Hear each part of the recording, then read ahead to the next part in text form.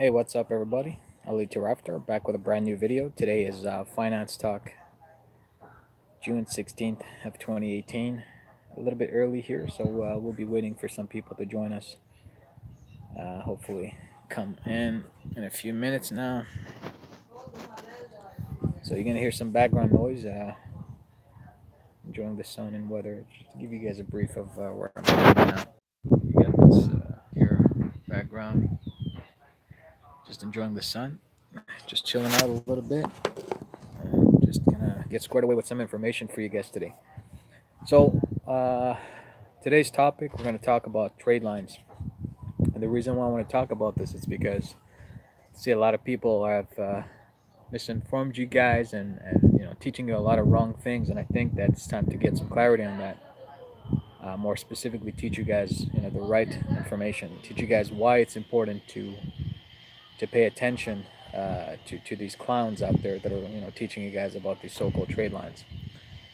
Um, Also, lately I've seen a lot of companies out there trying to offer some credit enhancement. Basically, they're coming in and they're trying to offer their own trade lines, and saying that, hey guys, we're offering something new, we're offering something awesome, uh, all that good stuff. So, you know, um, first of all, guys, uh, you can leave some comments. I can see it. I'm on my phone. So sorry about that sun and the glare. If you don't see me properly, I apologize in advance. I hope you guys can hear me. Hopefully, you're gonna see some flies once in a while, so I apologize about that as well. The reason for my call today, particularly on this video, is because I want to break down trade lines in its entirety, how the process works, on a more relationship level with the credit reporting agencies, what they do when they sit down and start helping you put together information so you can start putting that content on the credit reporting agencies, whether it be NFIS, TransUnion, Equifax, or Experian. So let's talk briefly on that, and then we'll jump on to the aspect of backdated trade lines, how you can do it legally, and also the fact that credit enhancement, racketeering, playing, and manipulating the reports to favor you to borrow, which in fact is very dangerous because once you're in that category, when you go to borrow other money, whether it be a loan, whether it be for a home, etc., the future rules and changes that are going to take effect, which you need to pay attention to.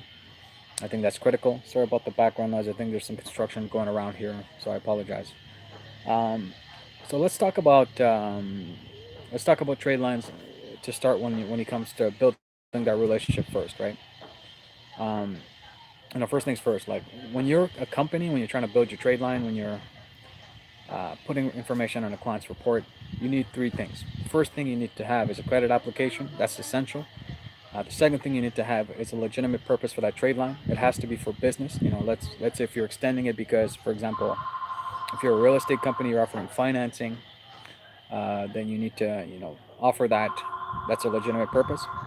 Um, or the third thing could be basically if you're working with the credit reporting agencies on setting up a structure that you have, let's say, with thousands of clients, and you're basically updating that info, whether it be a loan.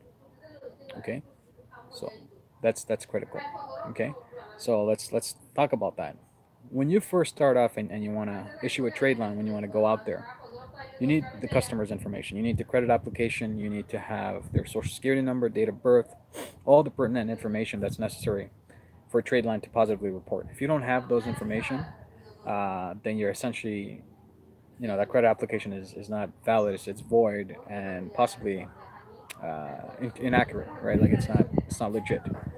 Second thing is you need to make sure that the information that you put on that report, because what's going to happen is you're going to have to use a software. So when you're a company that's offering trade lines to customers, you need to have a software.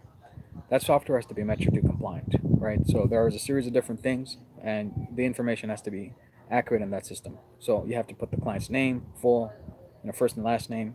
You got to put their address. You got to put their date of birth, social security. Sometimes you don't need the date of birth, but you absolutely need the social security number.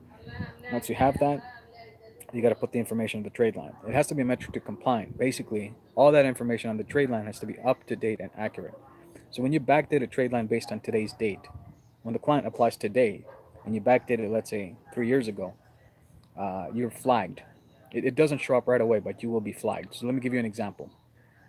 If you start with that information and you backdate it, and it's not up to date, there's a task force. What is a task force? Well, I spoke to a recent associate of mine, and I was explaining to him this, and he says, you have several different companies out there, okay, and these companies, like credit reporting agencies, Innovis, Equifax, Experian, uh, what they have is this a designated department that's called the task force, and this task force works with the internal government agencies like Consumer Financial Protection Bureau, FTC, among internal database repositories where they communicate with each other through a chat system and newsletter system to update themselves on, hey, this vendor right here who's offering this trade line is violating the subscription agreement with us. I just wanted to give you guys a heads up. And then you go on a what we call an oversight. That oversight is a typical 90 to 120-day period where they'll keep an eye on you as a vendor and we'll check consistencies on that report. For example, it could be a mistake because let's say you just subscribe with them today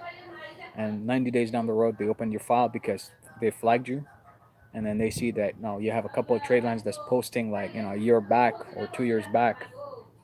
Now what's happening is that complaint can potentially go to the banking commission of the state that you're in. Also, the fact that it can actually go and affect you as a vendor, and they can shut down your subscription agreement, and essentially now you can't report a trade line anymore. So that's number one. The clients who are actually part of that trade line, if they're part of, let's say, a system where there's a bunch of trade lines out there just for the purposes of credit enhancement and no legitimate borrowing purposes, are also flagged. That they get caught.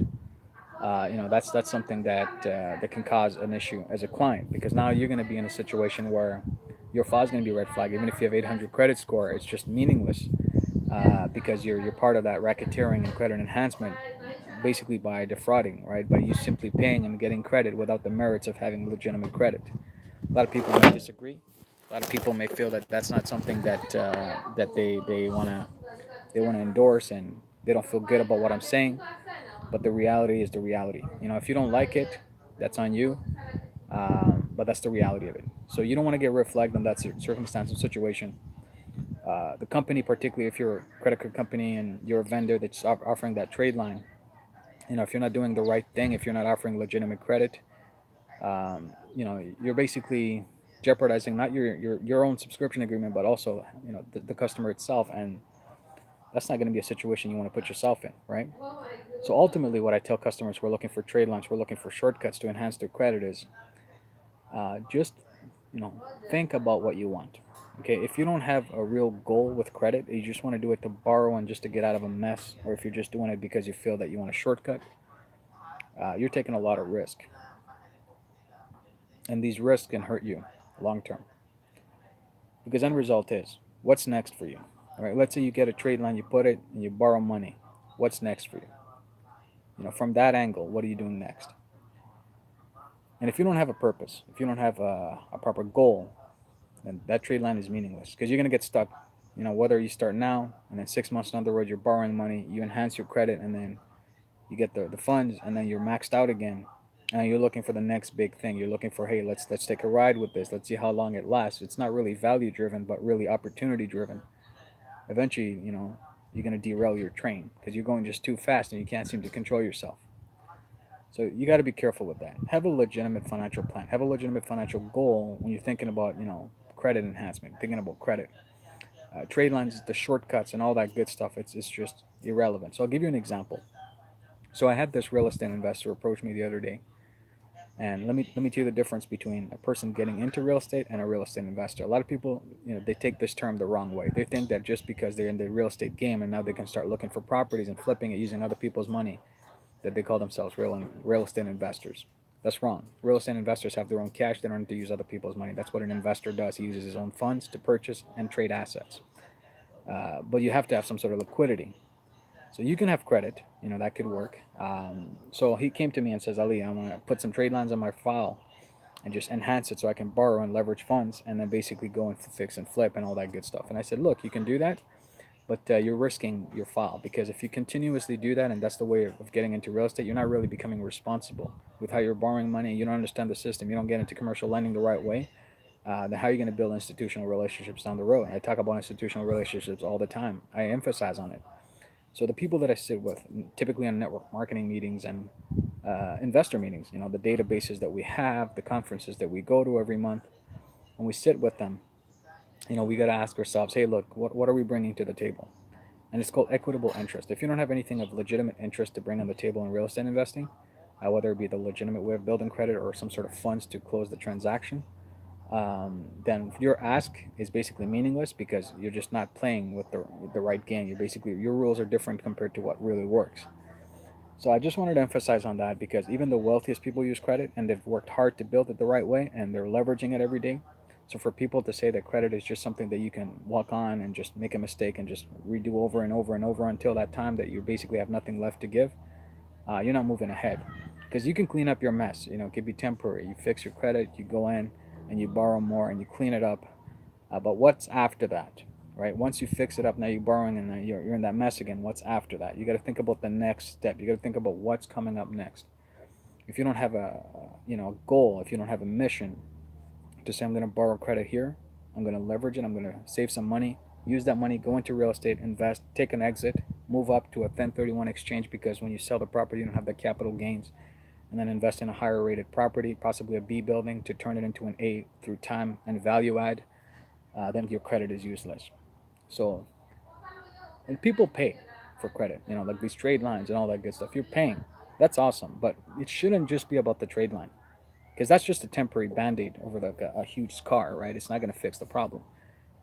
But you got to pay for it. You got to understand, what goes with credit. What else can I do with a trade line? Because trade line is just a trade line. It doesn't come with the knowledge, the education, the guidance, the structure that you need to understand to comfortably get you from point A to B in your life. It has nothing to do with your overall goal with you and your family if you have one, or yourself financially, on a wealth perspective. If you don't have that, then what the heck is the point of a trade line? Right? What the heck is the point of all that? It's a temporary fix. It's just running around trying to make a fool out of the banking system. And you're basically, I don't mind you guys getting trade lines. I want you to explore them. But you have to have more than that, okay? You have to think, okay, this trade line, what is it used for? What am I going to do with it? And then beyond that, what else are we going to build into this? Right? What is my wealth strategy? What is my plan long term? How am I going to leverage that to move to point B of my life? Okay, if you're here because you feel that you want to build wealth, you want to have some credit, and then from that perspective, you want to move up to get into real estate, and then from real estate, you want to get into business investing. You want to build a team. You want to build some sort of structure where you can work together and leverage with each other. Then that's probably a goal. But you need to have all the right tools and technologies and pieces in place. For example, you need to have your business ready because if you're going to get into business investing, real estate, all that good stuff, you need to have an LLC because you got to think about asset protection. You got to think about your personal credit. You got to think about, hey, look, what am I going to do personally if my credit is not right? Because the trade line is a temporary fix. It doesn't fix my issues with my credit.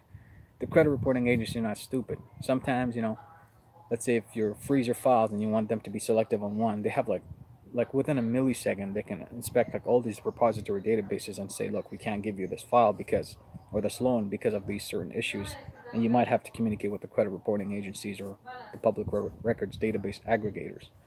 But with that said, don't look just at a trade line for a temporary fix. Look at it for a long-term goal. And as I was stating before, these companies, they have to follow the rules and regulations, backdating, etc., etc. It's illegal. Whether they like it or not, it's violating the subscription agreement with the credit reporting agencies. And I'm not saying that's something that I would do personally. I'll be honest with you because I don't feel that. First of all, I have a relationship with these bureaus beyond the credit reporting side. But also the fact that I think it's just racketeering and manipulating the system for temporary purpose of benefit, which end result, if you don't have the knowledge or education, you're going to end up in the same situation anyways tomorrow. So who are you going to go after next? Which other clown is going to come up with his own magic next? So, one point or the other, you got to mature and say, look, do I really want to depend on other people? Or do I want to gain the knowledge myself, educate myself, and move up in life, particularly with knowing how to leverage my credit, strengthen my credit, and then from that perspective, get into the angle where I know how to use credit responsibly. I know how to engineer my file to where it's lender ready and it attracts the right type of capital. And ultimately, moving up where I have the knowledge and the education to work with investors and leverage their equities and use my credit and do a combination of great deals where we're all benefiting collectively, right? So that's really the ultimate goal here with Best Credit Resources. When we talk about AAA credit rating, I don't mean fake. I don't mean engineered or racketeered or manipulated credit. I mean serious credit, and that starts with your credit. You got to get that fixed. That starts with understanding business the right way, not just on building business credit because of the sake of like the same thing as engineering a file to have it credit worthy. I'm talking legitimate credibility, not credit, credibility and credit as an overall situation for your file. Once you get that going, I think you'll be in position to attract a lot more money. I think you'll be doing a lot more greater business. The philosophy of business itself, there's a lot of things to learn: accounting, sales, marketing, trust, relationship building, and accountability. But there's a lot more than that in business. Okay, so there's a couple other videos. Like Prominent Wealth Group is our company that we do. We help you with your credit, your business credit. You can make some money with us. We share equitable interest. You can learn real estate education. There's going to be certification programs we're going to be launching, so that's something you might want to keep an eye out on. But aside from that, I hope you guys get my rant here about the whole trade line business and why I think it's just, don't go for shortcuts because it doesn't do anything for you. It's just a temporary band-aid. Once you take that band-aid off, it's going to hurt again. And you want to stitch that wound. You got to do it the right way. You got to move up. You got to upgrade your lifestyle and your standards. Don't go for things that are mediocre, because that's going to keep you where you are. If you want to go up, you got to do the right things that the upper echelon people do. You got to go up and start thinking about the way that ultra wealthy and high net worth individuals do. And that's the only way you're going to find yourself in a better perspective in life, finances, responsibilities, engagements of any type of businesses that you do, as well as your credit situation. Okay? So, with that said, I hope you guys enjoyed this video. I know it's warm and sunny here in Montreal, Canada, with my parents here, so you're gonna hear some background noise, some cooking going on, and some birds chirping, and some construction in the background. It's pretty nice.